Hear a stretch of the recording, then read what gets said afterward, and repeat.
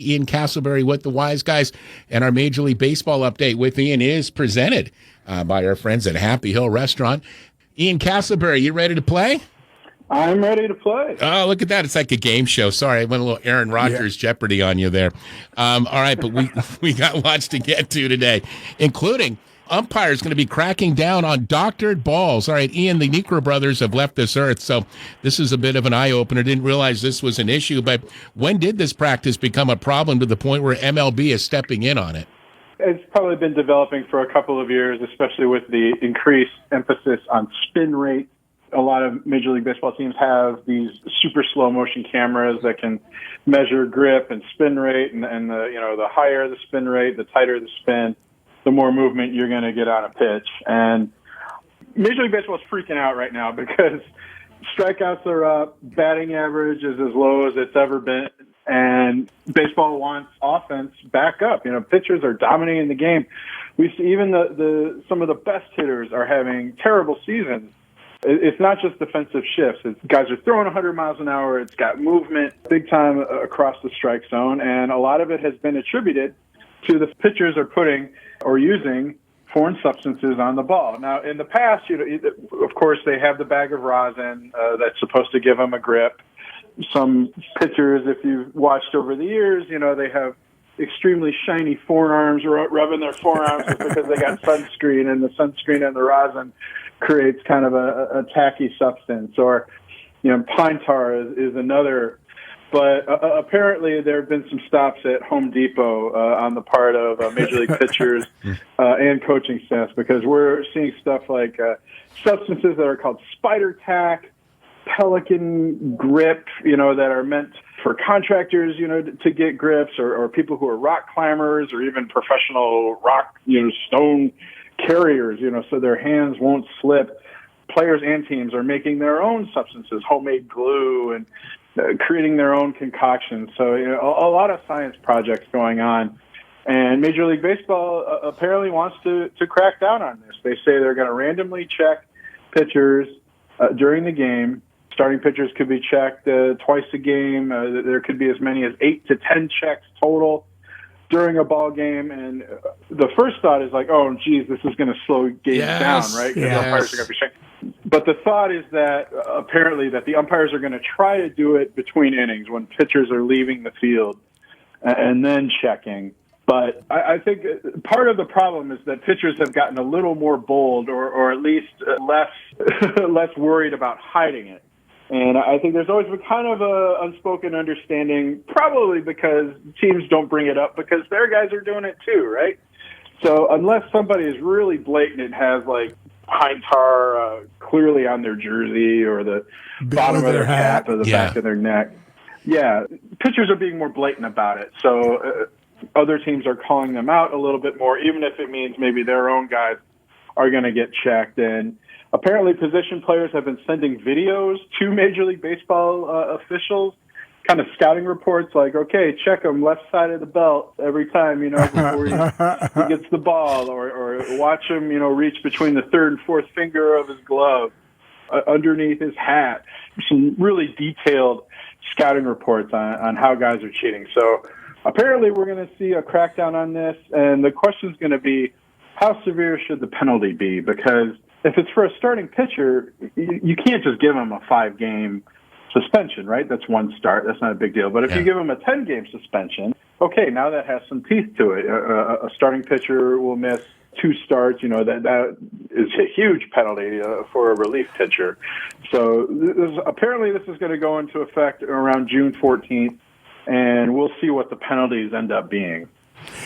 Anytime they talk about this, I saw a documentary years ago about scuffed cut or doctored ball with substances, and they said showed one, and they said, "Is this something Phil Necro might use?" They said he could make that ball sing the national anthem. Yeah, remember those guys were a bit primitive when you think about it back 40 years ago. But we should point out, up until about 1915 or 16. But around that era, it was legal to doctor the baseball, and then Major League. I'm trying to remember why they.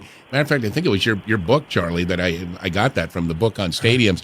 But baseball at that point then outlawed that, and then of course it's been a game of cat and mouse ever since between pitchers and umpires and whatnot. And is this going to be effective in your mind, Ian? I think it will be if it's going to start being checked twice a game. I mean, there are some baseball players have already said, hey, it's not a coincidence that suddenly Garrett Cole's spin rate is down. Trevor Bauer's spin rate is down ever since umpires started cracking down on this. One more note, these substances are apparently so effective that some pitchers are actually worried about putting too much on, and it may be affecting their skin.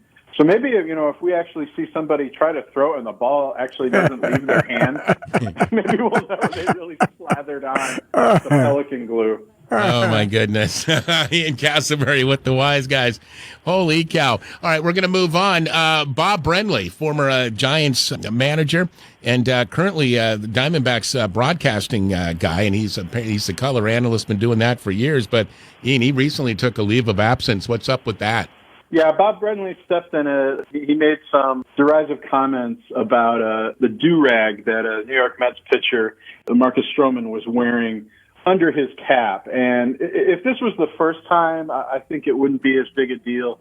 But Bob Brenly has developed this reputation of he's been very critical or tends to rag on players of color. When he was the Cubs color analyst, he got on a lot of the Latino players. Aramis Ramirez appeared on the radio last week, and I think this is what led to the suspension. Aramis Ramirez was pointing out all these times that, he said, oh, Aramis Ramirez didn't hustle or things like that. And he doesn't tend to say this about white players. So, draw your own conclusions there. So after Aramis Ramirez's comments came out and this thing with Stroman got a lot of publicity, Brenly, whether it was Brenly or the Diamondbacks, they decided, he's going to take a week off, maybe more, as you said, a leave of absence, and kind of take some diversity and sensitivity training, listening tour, whatever you want to call it. And just to have people point out, okay, maybe you don't think your comments are intended as people are perceiving them, but this is why they're being perceived that way. Yeah, I mean, you got respect, we're still working on that in this country, on that, Charlie. Yeah, no doubt. And just because you don't wear one doesn't mean other people can't. Exactly. That's the good part about that. And, I love all these different hairstyles. Dang, I wish I could do some of that. But even at my hair at its longest and shaggiest, I couldn't pull off some of that, obviously. And hopefully Bob Brenly, who's an old school guy, so not stunned by this, hopefully he learns to think before you speak. And God knows I'm guilty of that as well. All right, Ian Castleberry with the Wise Guys, presented by Happy Hill Restaurant, our Major League Baseball update courtesy of the D.C. Creasman Jewelers Wise Lines. Speaking of the D-backs, Ian, they're sinking fast in the stacked NL West. Could Arizona be looking to jettison some players? I think they could. They're 20-41. That's the worst record in Major League Baseball right now. I think going into the season, you could have expected the Diamondbacks maybe to finish third, if not fourth. But they do have a couple players, I think, that are going to be dealt at the trade deadline because they do appeal to some contenders and could fill some holes for teams that are still in contention. For instance, outfielder David Peralta, a left-handed bat, not having a great season, batting .245, but he does have 12 doubles, 4 home runs. He's a .287 career hitter, usually averages 19 home runs, and a pretty good defensive left fielder. I think teams like the Yankees, maybe the Cubs, could have a lot of interest in David Peralta. But the one big name to keep an eye on is Ketel Marte, the D-backs center fielder. He's 27 years old. He's signed through 2024. A team like the New York Yankees, who are getting the worst production out of their center fielders among all major league teams, Ketel Marte could be a huge boost to a really struggling Yankees team right now. He's only played 23 games this season because of a hamstring injury, but he's batting .382, 8 doubles, 4 home runs. He's got speed. He can play center field. He can even play shortstop or second base for a team like the Yankees. He could also help the Mets. So Ketel Marte is a name I would definitely keep an eye on. And then two veterans, Asdrubal Cabrera, who seems to get traded every trade deadline. That'll probably happen again, this time from the Diamondbacks. And Eduardo Escobar, who has 14 home runs and is a free agent after the season. So he's going to be a good power-hitting rental for a contending team.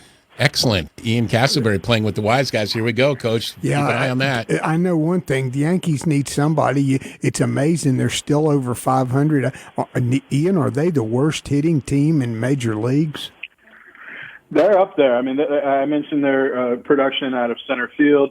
Their production at first base, traditionally a really powerful offensive position, they're getting poor production out of that. Their pitching is pretty good. It's not as good as expected, but the offense has really been a problem. You looked at the schedule. The Yankees were bound to have a tough week last week. You know, they had 4 against the Rays, 3 against the Red Sox. So they got swept by the Red Sox. They lost 2-4 to the Rays. They got swept over Memorial Day weekend by the Tigers, even though that was in Detroit. But to show you how much they're struggling, I mean, as bad as the Tigers are, they did have the good fortune of having their 3 best pitchers in that series. And against a struggling offense like the Yankees, that was just a bad mix. Well said. Ian Castleberry with the Wise Guys, our Major League Baseball update presented today by Happy Hill Restaurant. All right, finally, guys, Ian, Tony La Russa gets a career win, 2,764 last night. White Sox get the victory. Now, that puts him second all-time among wins with managers in the history of the game. But where would you put La Russa all-time as a manager? 1 through 10? Is he 10 through 25? 25 through 75, 75 through 100, or maybe 100 or lower? Tony La Russa, I think, his wins speak for themselves, I think. I think he's a top 3, top 5 manager. Obviously, I didn't see Connie Mack or John McGraw or Walter Alston manage, but even among managers I've watched in my lifetime of being a baseball fan, I think La Russa is definitely up there along with Sparky Anderson, Whitey Herzog. But La Russa, he really changed the game, especially in the 80s and 90s with the A's. I mean, you want to blame constant pitching changes and the use of bullpens right now on how much baseball games drag on. But La Russa really pioneered that, with Dennis Eckersley as a closer, putting powerful guys, hard throwers in those middle innings. You could also look to the side and say, okay, maybe he benefited from players like Mark McGwire and Jose Canseco using PEDs. That, I think, has to be part of his total story. But I think La Russa is definitely up there among the modern managers. I would probably have him at the top of my list. Again, Sparky Anderson. I think Bruce Bochy's a great manager. I think Terry Francona is really good. Buck Showalter. I really like Davey Johnson. He's 31st on the all-time list. I was surprised to see him that low. Maybe it's because I grew up watching the New York Mets, and he was successful there. But I thought Davey Johnson was one of the best managers I watched growing up. Yeah, he certainly, Davey Johnson had some really great teams. You remember back in the day for sure. As Ian Castleberry joins the Wise Guys, Sparky Anderson. There's Tommy Lasorda. As well, both those guys won more worlds. So I think Sparky won, 3. Tommy Lasorda, I think, won 2 or 3. Tony La Russa's won 2. But the wins is Ian. Braves fans are going to say, "Hey, Bobby Cox." That's what I was just thinking, Ian. Go ahead, Charlie. Make your pitch for Bobby Cox. I don't know. He lasted a long time, won a lot of games, and unfortunately, doesn't have as many world championships as Brave fans would like for him to have. But he's got to be somewhere in that conversation. Yeah, and you point out, Ian, a lot of these old time managers, guys back in the day, John McGraw, Casey Stengel, Miller Huggins, Leo DeRocher. These are all-time great managers for sure that impacted the game. You mentioned Connie Mack as well. Great conversation as always. Ian Castleberry, Tony La Russa, he says is a top 3 all-time manager in the upper echelon. We'll put it at that for sure. Ian, we always appreciate you, buddy. Great discussion. Excellent. Thanks as always, my friend. Enjoy the day. All right. Thanks, guys. Thank you. Take care, man. See you, buddy. Ian Castleberry joining the Wise Guys. Gosh, love having him on the show. And thanks to Ian, and also thanks to Mike and the staff at Happy Hill Restaurant.